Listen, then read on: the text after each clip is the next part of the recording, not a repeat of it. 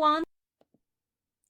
So today we will start the detailed analysis of inverse kinematics.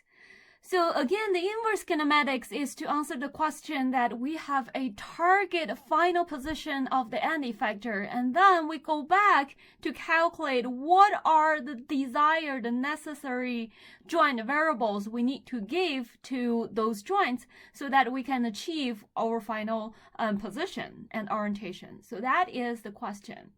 Okay, so last lecture, we stopped at the kinematic decoupling. So actually, for inverse kinematics, it is pretty complicated. For different robotic manipulator, the method could be totally different, although they're all using the idea of kinematic decoupling. So in the following lecture, we will talk about two cases. One case is that we have a whatever manipulator, and then we have a spherical wrist. And so, which is a pretty common robotic manipulator. So, for example, we could have a RRR, or we could have a RPP, and those are the base of the robotic arm. And then, at the end, and we have a kind of like a shoulder, so that you can achieve a 360-degree orientation. So that is the spherical wrist.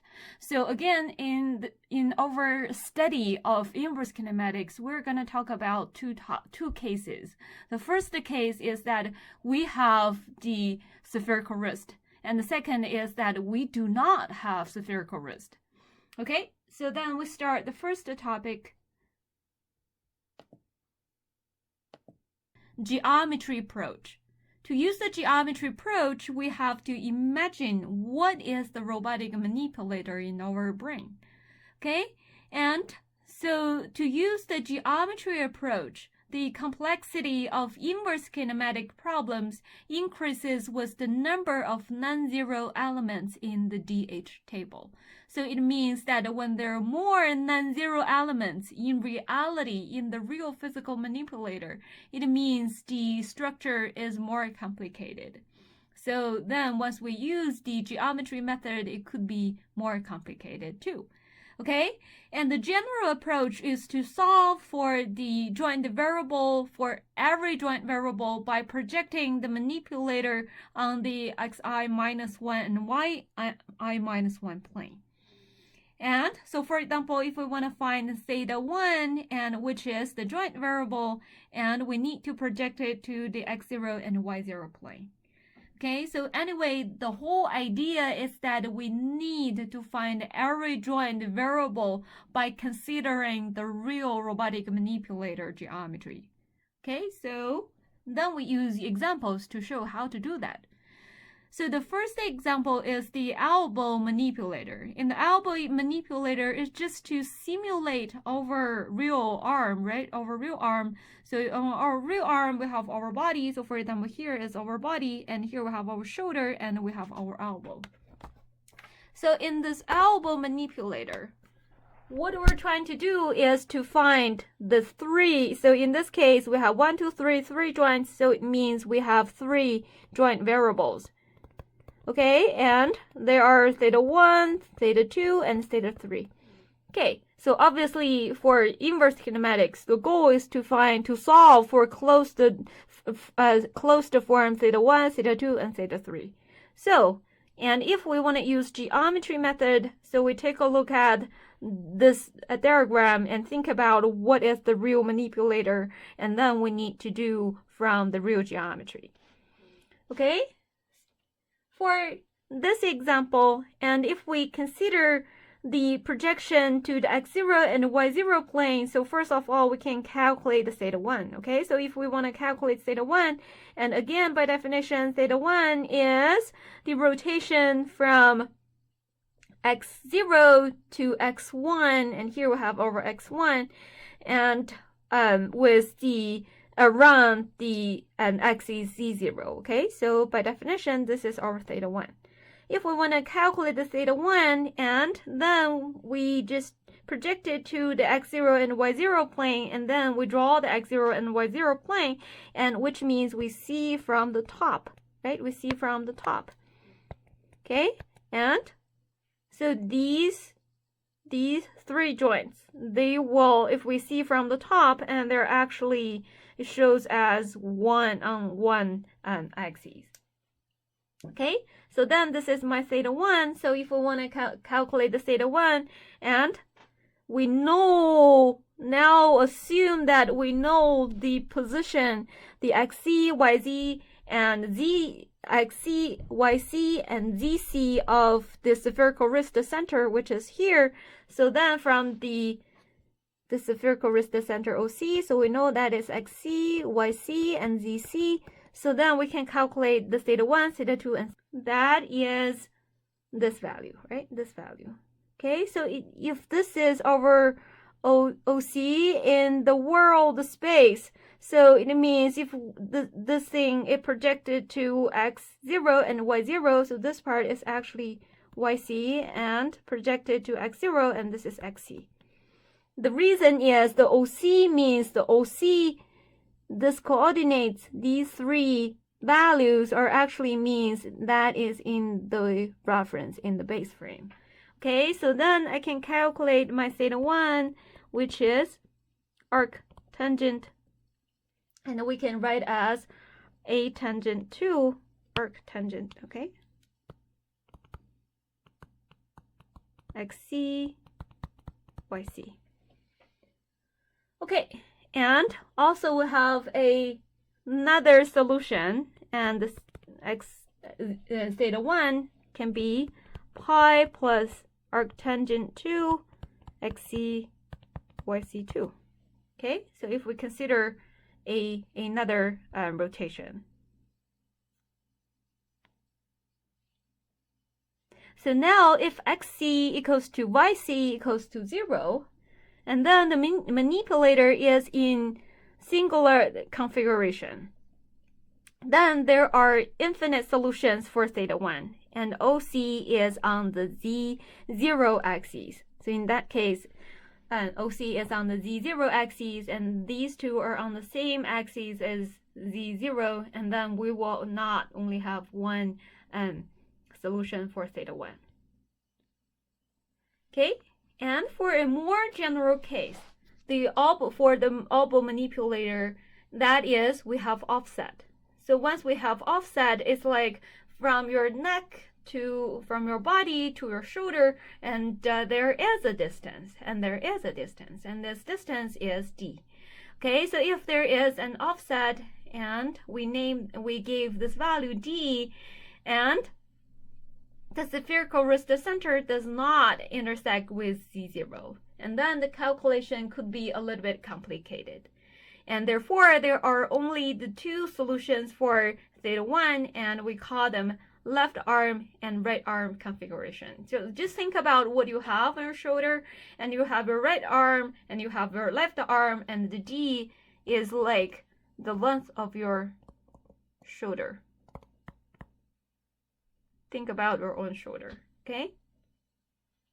So if we do the left arm configuration, so if we draw the 3D, and it's like your own arm, okay, your own arm, and this is the body, and this is the shoulder, and this is the elbow, okay?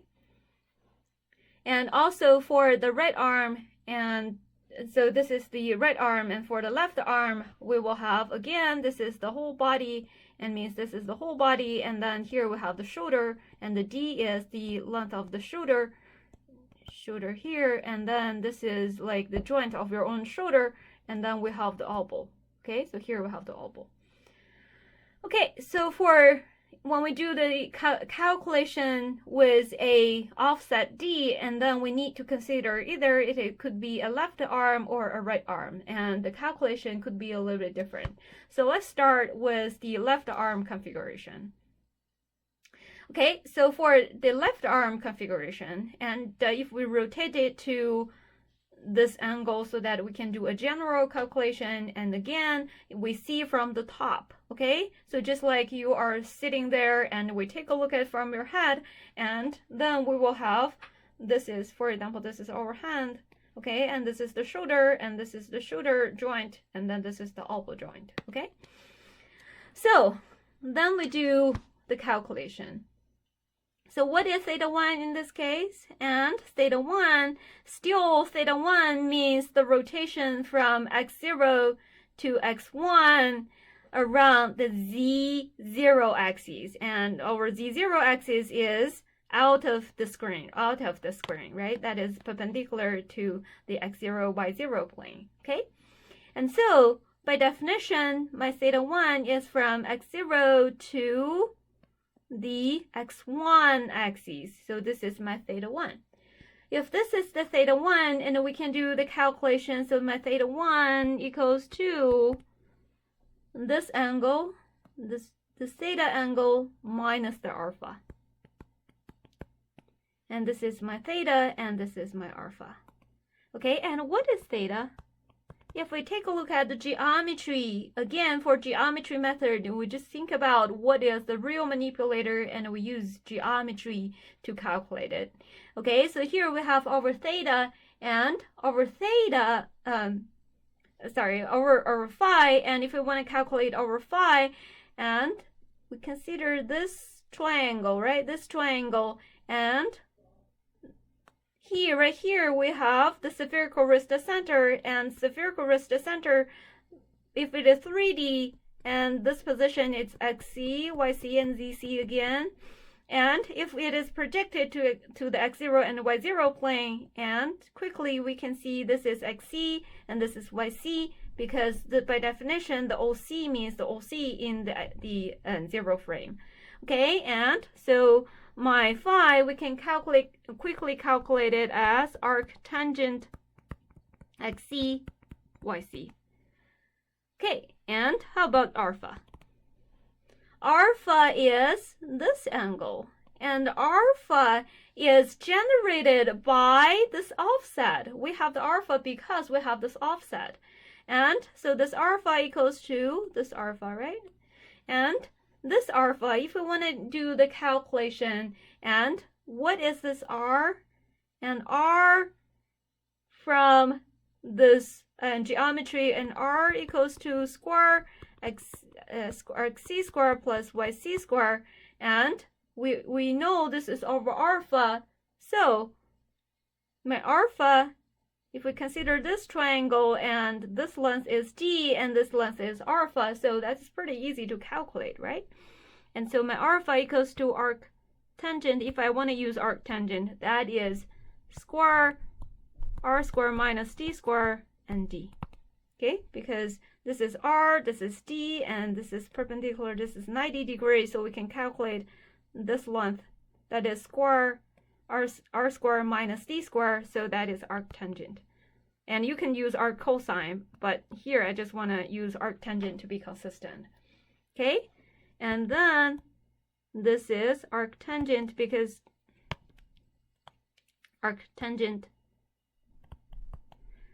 r square equals to xc square plus yc square, because this r is actually this length, right? And that is also can be calculated from this triangle. So then I have this term that is xc square plus yc square minus d square and d. Okay, so that's it. So we can quickly calculate our theta 1. So how about right arm configuration? Right arm means we need to consider this arm, right? This arm, okay? And that could be a little bit different. So now we have our x0 and y0 plane as well, but now we have the right arm, okay? So now we have the arm in this direction, and our D is in this direction.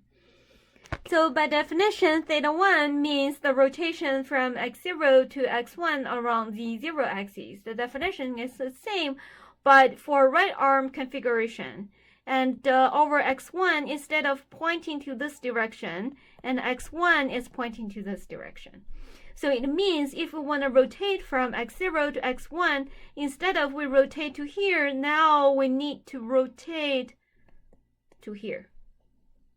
Okay. So then if we want to do the calculation, and we will need to do the theta equals to, we take a look at this angle, and now this angle equals to the alpha, which is this value, plus the beta. And the beta, again, the beta means the rotation from this axis to x1. Okay, so again, I want to use alpha plus beta. Then the calculation of alpha. Alpha is a small value that is caused by the offset.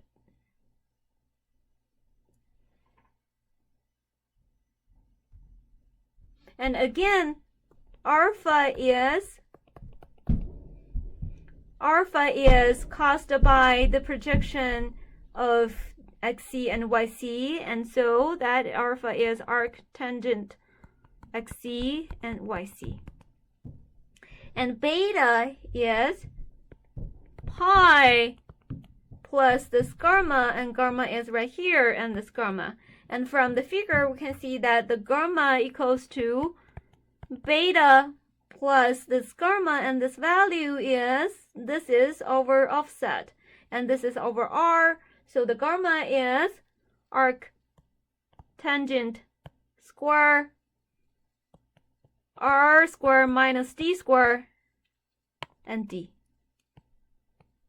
Okay, so the only difference from the right arm configuration is we have this pi, and so that is larger theta. Okay, so now I have my gamma, and so my beta can be calculated by the pi plus this part, and so we can, and this is also equals to arctangent negative r square minus d square and d, and negative d, because here we have a pi plus. Okay, so then we can quickly calculate our theta 1 in this configuration. So after finding the theta 1, and the next step is we will need to find theta 2 and theta 3. So from theta 1, so we talk about a few different configurations. The reason is we want to show different type of manipulator structure. And the first one is like our shoulder, and the first case is that there is no offset, means your shoulder length is 0. And then this example, this left hand and right hand configuration is like your real shoulder and elbow.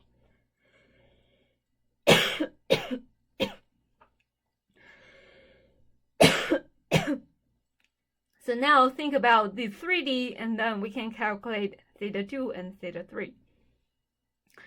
So for the links 2 and link 3, they have a planar motion. So now instead of we see that from the top view, now we would like to see a side view projection. So for the side view projection, so let's go back to take a look at this configuration of the elbow manipulator. Okay, so now we need to use this plane to do the calculation of theta 2 and theta 3, because theta 2 and theta 3, they're on this plane.